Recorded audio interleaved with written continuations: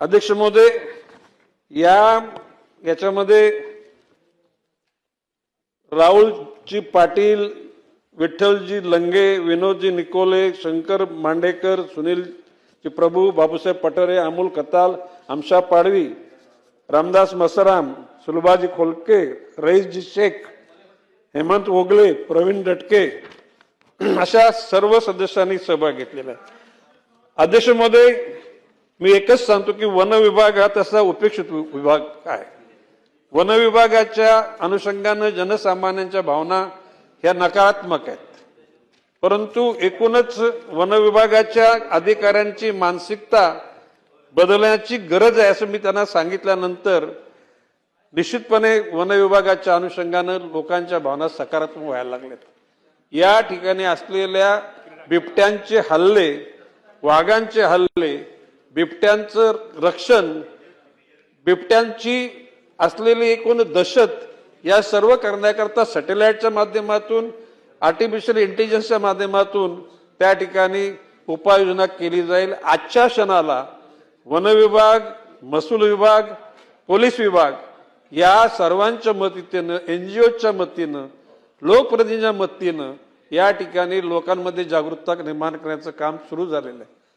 अध्यक्ष महोदय, या ठिकाणी वन विभागाचा मँग्रोव्ह हा सुद्धा एक अधिक भाग आहे। त्याचबरोबर झाडं लावणे, झाडं जगवणे आणि झाडांची जोपासना करणे। आता याच्यामध्ये मूलतः आपल्याला बऱ्याचशा सदस्यांकडून अशा प्रकारची मागणी येते की वन विभागामध्ये मॅनपॉवर कमी पडते, आणि ही गोष्ट खरी आहे। इतक्या आज महाराष्ट्र राज्याचे 21% जागा ही वन विभागाने व्यापलेली आहे। केंद्र सरकारच्या निर्देशानुसार ती 33% आपल्याला ती जागा घ्यायची, नुसती जागा घेऊन जमणार, त्याच्यावर झाडं लावायचं। माननीय पंतप्रधान नरेंद्रजी मोदी यांनी एक पेड माके नाम या सदराखाली सामाजिक वनीकरणाच्या माध्यमातून लोकांनी त्यात सहभाग घेण्याचं ठरवलेलं आहे। माननीय मुख्यमंत्री देवेंद्रजी फडणवीस यांनी 300 कोटी झाडं लावण्याचा संकल्प सोडलाय। त्याच्यापैकी या वर्षी आपण 10 कोटी झाडं लावलेली आहेत। पुढच्या वर्षी त्याच्या दुप्पट, प्रत्येक वर्षाला दुप्पट करता करता लवकरात ही 300 कोटीचा संकल्प आपण पूर्ण करणार आहोत।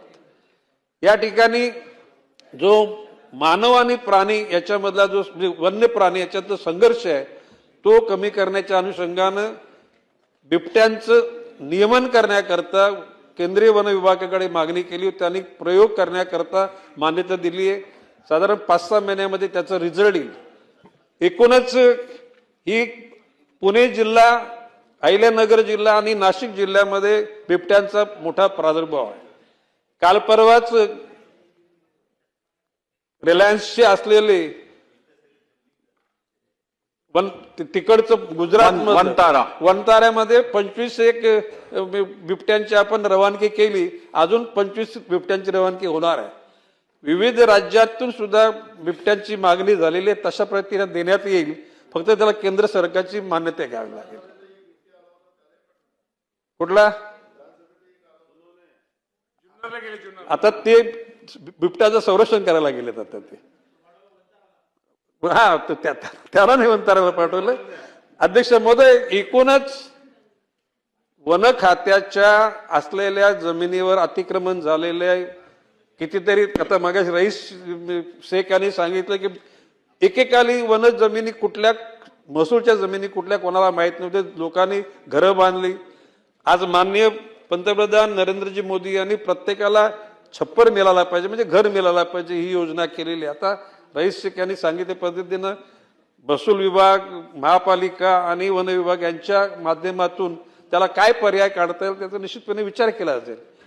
अध्यक्ष महोदय, एकूणच भविष्य काळामध्ये वन लावणं, झाडं लावणं आणि त्याचे संगोपन करणं, हे संगोपन करणाऱ्या लोकांची मानसिकता निश्चितपणे स्थिर असली पाहिजे। त्याच्याकरता त्यांना basic DA allowances, provident fund, आज 12-15 वर्ष लोक टेम्पररी आणि रोख पगाराने काम करतात, त्याची मानसिकता कशी असेल? आणि म्हणून मी आपल्या माध्यमातून या महाराष्ट्र जनतेला सांगू इच्छितो की हे जे 6,000, 6,000 आणि 2,000 असे 14,000 कोटी आल्यानंतर मी खात्याला निर्देश दिलेले आहेत की तुम्ही हा पैसा कशा प्रकारे तुम्ही मजुरांच्या अधिकाऱ्यांच्या एकूण मजबूतीकरणाकरता वनवे लागतात, लावलेली झाडं जळतात, या सर्व यंत्रणा राबवण्याकरता हा पैसा वापरला जाईल आणि एकूणच महाराष्ट्र सरकारच्या माध्यमातून जनतेच्या ज्या अपेक्षा आहेत त्या पूर्ण करण्याचा प्रयत्न केला जाईल. आणि म्हणून अध्यक्ष महोदय, मी आपल्या अनुमतीने सन 2026-27 साठी वन विभागाच्या मागणी क्रमांक C7 व C10 अंतर्गत खर्चासाठी एकूण 6,077 कोटी 77 लाख 6,000 रुपये हा अर्थसंकल्पाची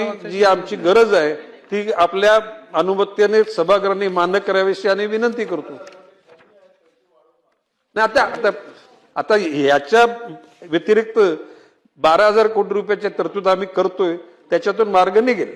लेटेस्ट अपडेट्स और ताजा तरीन खबरों के लिए टीवी वन इंडिया लाइव को सब्सक्राइब कीजिए और नोटिफिकेशन पाने के लिए बेल आइकॉन को दबाना मत भूलिए.